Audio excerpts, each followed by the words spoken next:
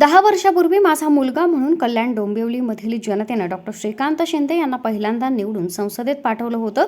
मात्र त्यानंतरच्या 5 वर्षात त्यानं आपल्या कामानं या मतदारसंघात स्वतःची ओळख निर्माण केली आहे, असे कौतुकोद्गार मुख्यमंत्री एकनाथ शिंदे यांनी कल्याण येथील प्रचार फेरीमध्ये काढले.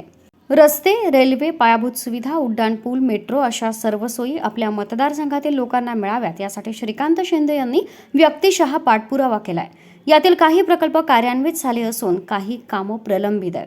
ते पूर्ण करण्यासाठी पुन्हा एकदा त्यांना प्रचंड बहुमतानं विजयी करावं असं आवाहन शिंदे यांनी याप्रसंगी केलं. आज उबाटा आणि विरोधक प्रचार रॅलीमध्ये मुंबई बॉम्बस्फोटातील आरोपी इक्बाल मुसा याला घेऊन ते फिरतायत. त्यांच्या प्रचार रॅलीमध्ये पाकिस्तानचे झेंडे फडकू लागलेत. महाराष्ट्र भवनाला विरोध करणारे फारुख अब्दुल्ला त्यांना जवळचे वाटू लागलेत, अशी टीकाही शिंदे यांनी केली.